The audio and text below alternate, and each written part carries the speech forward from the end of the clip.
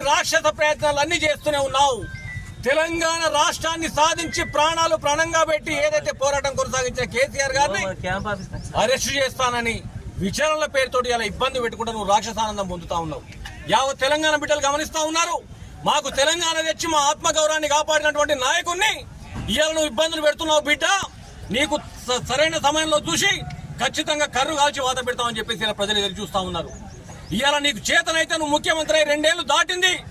గతంలో నీలిగినావు, చేతగాని నీలుగులు ఇలా నీ ప్రభుత్వం వచ్చిన తర్వాత 2 ఏళ్లలో దగ్గర 3 లక్షల కోట్లు అప్పు చేసినావు. ఎక్కడ ఇటుకడు ఒక ఇటుక ఒక ఇటుక వేయలేదు, ఒక గంపెడ సిమెంట్ వేయలేదు. కానీ 3 లక్షల కోట్ల అప్పు చేసి సిగ్గు ఎగ్గు లేకుండా బరి తెగిచ్చి ఇవాళ ఏవైతే టూర్లు వేసుకుంటూ పబ్బం గడుపుకుంటా ఉన్నావు. కేసీఆర్ గారు 9.5 సంవత్సరాల్లో 2,70,000 కోట్లు అప్పు చేస్తే ఆ అప్పును ప్రజలలో తప్పుడు ఆరోపణలు తప్పుడు సంకేతాలు ఇచ్చుకుంటా ఇవాళ నువ్వు అధికారంలోకి వచ్చినావు. నీకు చేతనైన ప్రతిదిచ్చిన ఆధారంతో ఆ రోజు డిసెంబర్ 9 ఒకటే సర్వరోగ నివారణి జిందా తిలిస్మాత్ అన్నట్టు ప్రతిదానికి డిసెంబర్ 9 తారీఖు డెడ్ లైన్ పెట్టినావు. నువ్వు ఇస్తానన్న 3 పంటల రైతు బంధు పథకం లేదు, నువ్వు చేస్తానన్న రైతు బీమా పత్తా లేదు. ఏవైతే ఇంద్రమ్మ ఇండ్ల పేరుతోటి ఇవాళ ప్రజలను అయోమయానికి గురి చేసుకుంటూ మభ్య పెడతా ఉన్నావు.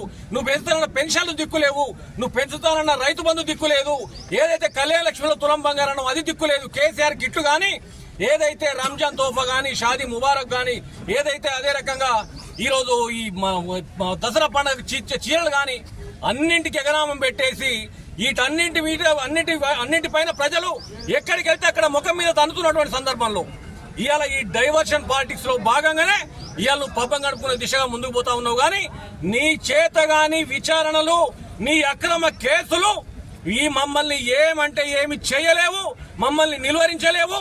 నాటి నుంచి నేటి వరకు తెలంగాణ రాష్ట్రంలో కేసీఆర్ గారి నాయకత్వం శ్రేయస్సు ప్రజల అభివృద్ధి లక్ష్యంగా పనిచేసినటువంటి ప్రభుత్వం ఏదైతే సాధించిన తెలంగాణ భారతదేశంలో అగ్రభాగాన నిలబడితే ఇవాళ అట్టడుగు నెట్టివేయబడ్డది కాంగ్రెస్ ప్రభుత్వం అన్న విషయం ప్రతి ఒక్క ప్రజలు గమనిస్తా ఉన్నారు. ఏదైతే ఇప్పుడు వస్తున్నటువంటి మున్సిపల్ ఎన్నికల్లో భారీ మెజారిటీతో కాంగ్రెస్ పార్టీని బొందబెట్టి బీఆర్ఎస్ పార్టీని గెలిపించే దిశగా ఇవాళ ప్రజలు సిద్ధంగా ఉన్న క్రమంలో తట్టుకోలేక 65 ఏళ్ల పెద్ద మనిషిని ఇవాళ విచారణ పేరుతో వేధిస్తా ఉన్నావు. దానికి నిజంగా చెప్తా ఉన్న ప్రజా ఆగ్రహానికి భస్మం కాక తప్పది కాంగ్రెస్ ప్రభుత్వం అని చెప్పి హెచ్చరిస్తా ఉన్నాం. ఏదైతే బెల్లంపల్లి పట్టణంలో దుర్గే చిన్నయ్య గారి నాయకత్వంలో 500 బైకుల పైచిలకు ఇవాళ నిరసన తెలిపే కార్యక్రమంలో పాల్గొని కేసీఆర్ గారికి మేము మద్దతుగా ఉన్నాం, మేము వెన్నంటి ఉంటాం, బిడ్డ కేసీఆర్ గారిని టచ్ చేస్తే నిన్ను మాడి మసి చేస్తామని చెప్పేసి హెచ్చరిస్తా ఉన్నారు. ఈ కార్యక్రమంలో పాల్గొన్న ప్రతి ఒక్క కార్యకర్తకు, నాయకునికి, పోటీ చేసే అభ్యర్థులందరికీ కూడా ప్రత్యేకంగా ధన్యవాదాలు.